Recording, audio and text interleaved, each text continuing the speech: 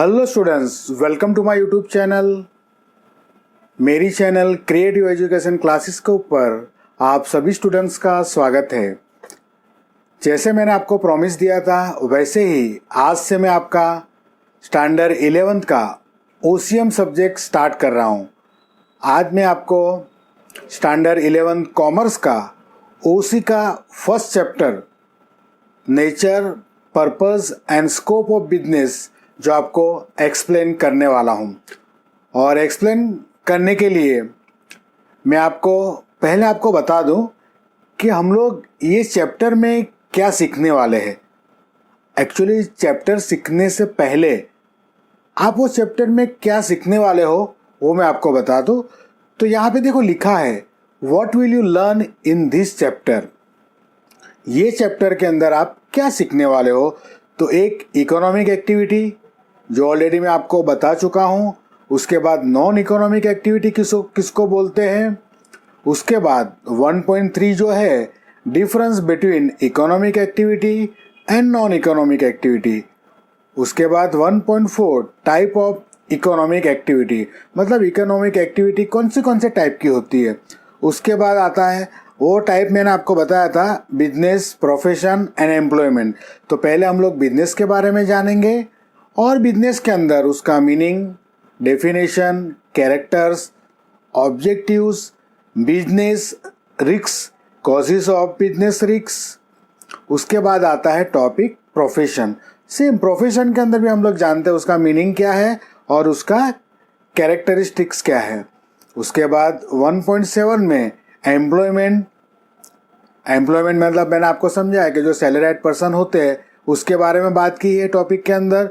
इसमें भी हम लोग उसका meaning, characteristics, comparison of business, profession and employment, तीनों का कंपैरिजन करके देखेंगे। उसके बाद 1.8 टॉपिक के अंदर क्लासिफिकेशन ऑफ बिजनेस एक्टिविटी, ये जो हमारी बिजनेस की एक्टिविटी है उसका क्लासिफिकेशन कैसे किया है वो हम लोग जानेंगे। उसके बाद ट्रेड, उसमें भी मीनिंग, उसके कैरेक्टरिस्टिक्स और टाइप्स ऑफ ट्रेड, इसके बारे में हम लोग जानेंगे। और उसके बाद 1.10 कॉमर्स के बारे में जानेंगे। उसके अंदर भी हम लोग मीनिंग, उसके characteristics, difference between trade and commerce. और उसके बाद 1.11 इंडस्ट्री, जहाँ पे हमारी प्रोडक्ट का जो प्रोडक्शन होता है या प्रोसेस होता है वो इंडस्ट्री के बारे में जानेंगे। उसका मीनिंग भी जानेंगे हम लोग और उसका जो क्लासिफिकेशन है कौन से टाइप की इंडस्ट्री है, ये सारा हम लोग ये चैप्टर में सीखने वाले हैं। तो अब रेडी हो जाओ, मैं आपको ये चैप्टर समझाता हूँ। तो पहले हम लोग उसके चैप्टर के नाम के ऊपर स्टार्ट करेंगे। चैप्टर का जो नाम है वो हम लोग पहले समझते हैं कि एक्चुअली चैप्टर का नेम क्या है। तो एक चैप्टर का नेम आपको दिया है chapter 1 nature, purpose and scope of business. मतलब आपके अंदर उसका नेचर कैसा है, मतलब वो बिजनेस है कैसा, उसका पर्पस क्या है और वो बिजनेस करने के लिए उसका स्कोप क्या क्या है, ये चीज़ जो है आपको चैप्टर के अंदर समझाई जाएंगी। पहले हम लोग इंट्रोडक्शन के बारे में जानेंगे। तो इंट्रोडक्शन अब मैं आपको स्लोली धीरे धीरे रीडिंग करूँगा और मैं आपको समझाऊंगा। देखा कि जैसा कि मैंने आपको टिक मार्क करके दिया है उतना धीरे धीरे मैं आपको समझाता हूँ, तो बराबर ध्यान से आप समझ लेना। Introduction, economic activity keeps trade and commerce alive all over the world. देखो इकोनॉमिक एक्टिविटी एक ऐसी है जिसने पूरे वर्ल्ड के अंदर ट्रेड एंड कॉमर्स को लाइव रखा है। ट्रेड एंड कॉमर्स मतलब बिजनेस ही है, तो बिजनेस को लाइव रखने का काम जो है वो इकोनॉमिक एक्टिविटी करती है। इन योर सिटी और विलेज अ पोर्टर, अ ब्लैकस्मिथ, वीवर, अ कोबलर गेट्स इकोनॉमिक बेनिफिट और monetary returns through economic activity. आपको मालूम है कि आपके गांव के अंदर, आपकी सिटी के अंदर ये जो भी है, पोर्टर है, ब्लैकस्मिथ, वीवर, कोबलर, कोई भी पर्सन्स है, वो कुछ न कुछ इकोनॉमिक बेनिफिट के लिए या मॉनेटरी रिटर्न्स के लिए कुछ न कुछ एक्टिविटी करते हैं और ये सारी एक्टिविटी के बदले में उनको प्रॉफिट मिलता है या सैलरी मिलता है या जो भी है चार्जेस मिलता है। तो वो सारा किसके अंदर आता है, इकोनॉमिक एक्टिविटी के अंदर।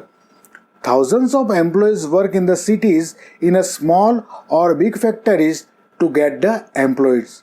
मतलब हजारों एम्प्लॉय जो है वो सिटी एरिया में और गांव एरिया के अंदर फैक्ट्री के अंदर अपना एम्प्लॉयमेंट वो लोग लेते हैं, मतलब उनको एम्प्लॉयमेंट मतलब वर्क उनको मिलता है. All these activities are economic activities conducted with the objective to earn income. ये जितने भी सारी जो एक्टिविटी है वो किसके अंदर आती है? सब इकोनॉमिक एक्टिविटी है. आगे मैंने बताया कि इकोनॉमिक एक्टिविटी का मतलब वही होता है कि अगर आप कोई भी अर्निंग पर्पज से अगर कोई भी एक्टिविटी करते हो तो ये पूरी जो एक्टिविटी है वो किसके अंदर आती है? Economic activity. मतलब आपका ऑब्जेक्टिव, आपका पर्पस अगर कमाने का है तो जितनी भी एक्टिविटीज है वो इकोनॉमिक एक्टिविटी के अंदर आती है. Business is an economic activity conducted with the objective of profit. और बिजनेस एक ऐसी इकोनॉमिक एक्टिविटी है जो प्रॉफिट के ऑब्जेक्टिव से की जाती है. आपको मालूम है कि बिजनेसमैन जो बिजनेस करता है तो उसका पर्पस क्या है? टू गेट द प्रॉफिट कमाना. Besides business, profession and employment are also type of economic activity. मतलब आप बिजनेस करो, आप प्रोफेशन करो या एम्प्लॉयमेंट करो, ये तीनों के अंदर जो आपका पर्पस है ये तीनों कौन से टाइप में आते हैं? इकोनॉमिक एक्टिविटी में आता है. जैसे कि बिजनेस, तो बिजनेस आप किसके लिए करते हो? प्रॉफिट के लिए. प्रोफेशन मतलब लॉयर, डॉक्टर, ये आप किसके लिए दे रहे हो? तो you can give the services and get the fees, आपको फीस मिलती है. और उसके बाद एम्प्लॉयमेंट मतलब सर्विस करना जिसके अंदर आपको सैलरी मिलती है. उसका मतलब ये हुआ कि बिजनेस, प्रोफेशन एंड एम्प्लॉयमेंट और are included in economic activity. Human needs are increasing continuously. Man has to perform economic activity to satisfy his needs. देखो, ह्यूमन बीइंग मतलब हम लोग ऐसे हैं, ह्यूमन मतलब हम लोग, कि हमारी जो नीड है वो डे बाय डे बढ़ती जा रही है. और जैसे हम लोग को हमारी नीड बढ़ेगी तो हम लोग को क्या करना पड़ेगा? इकोनॉमिक एक्टिविटी करनी पड़ेगी, तो ही हम हमारी नीड जो है वो सेटिस्फाइड कर पाएंगे. जैसे कि बेसिक नीड्स की मैं बात करूँ तो रोटी, कपड़ा और मकान, अगर ये हम लोग को सेटिस्फाइड करना है तो कमाना पड़ेगा.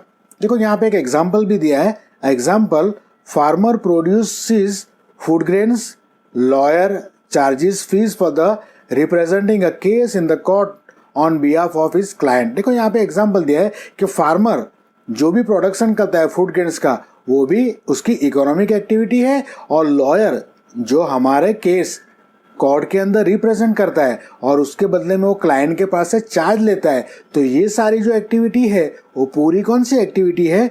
Economic activity. आगे, a workers gets wages by working in the factory. कोई वर्कर अगर फैक्ट्री में काम कर रहा है और उसको उसका वेजेस मिल रहा है तो वो भी किस में आता है? Economic activity.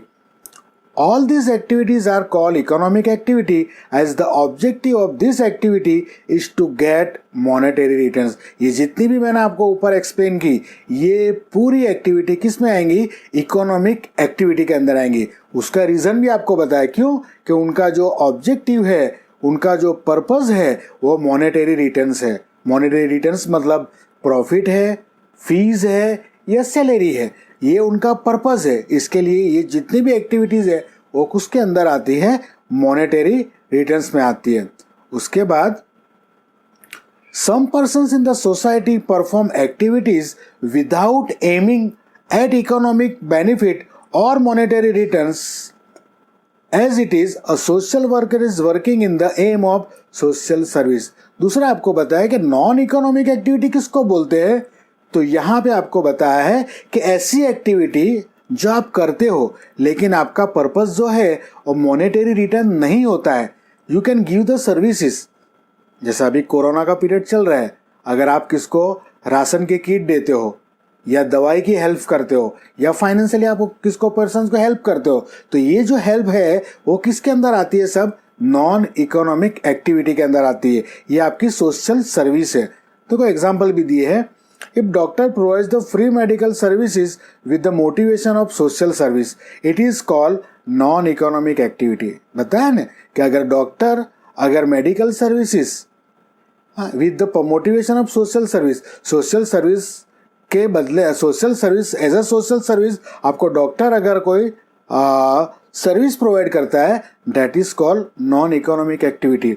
जैसे कि आपको मालूम है कि कितनी बार रिलीफ कैंप होता है आई चेकअप के लिए, बॉडी चेकअप के लिए, कोई चाइल्ड स्पेशलिस्ट आता है वो चेकअप करता है। अगर ऐसे कोई कैंप के अंदर आते हैं तो they are not taking any kind of fees, वो लोग कोई फीस नहीं लेते। तो ये जो एक्टिविटी है वो सोशल सर्विस है, तो किसके अंदर आएंगी? नॉन इकोनॉमिक एक्टिविटी के अंदर। There is no objective of economic benefit, monetary consideration और मॉनेटरी रिटर्न्स। ये जो एक्टिविटी है उसके अंदर आपका इकोनॉमिक बेनिफिट कोई भी नहीं होता है, या मॉनेटरी कंसिडरेशन, या आपको मॉनेटरी मतलब फाइनेंशियली कोई बेनिफिट होता है, और कोई मॉनेटरी रिटर्न भी आपको नहीं मिलता है, मतलब आपको कोई फाइनेंशियली नहीं मिलता है। बिजनेसमैन बिजनेस करता है तो प्रॉफिट करता है, तो वो नॉन इकोनॉमिक एक्टिविटी में नहीं आएगा।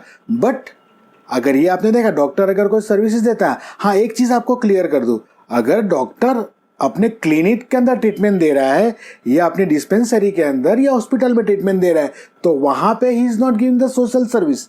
अगर वहां पे आप ट्रीटमेंट लेने जाएंगे तो अपनी वो फीस जो भी वो लेगा, तो वो उसके लिए वहां पे जो है वो इकोनॉमिक एक्टिविटी है। बट वो पर्टिकुलर कोई कैंप के अंदर अगर आपको सर्विस दे रहा है तो वो नॉन इकोनॉमिक एक्टिविटी में आएगा। आई थिंक आपको इकोनॉमिक एक्टिविटी और नॉन इकोनॉमिक एक्टिविटी एक्सप्लेन समझ में आया होगा।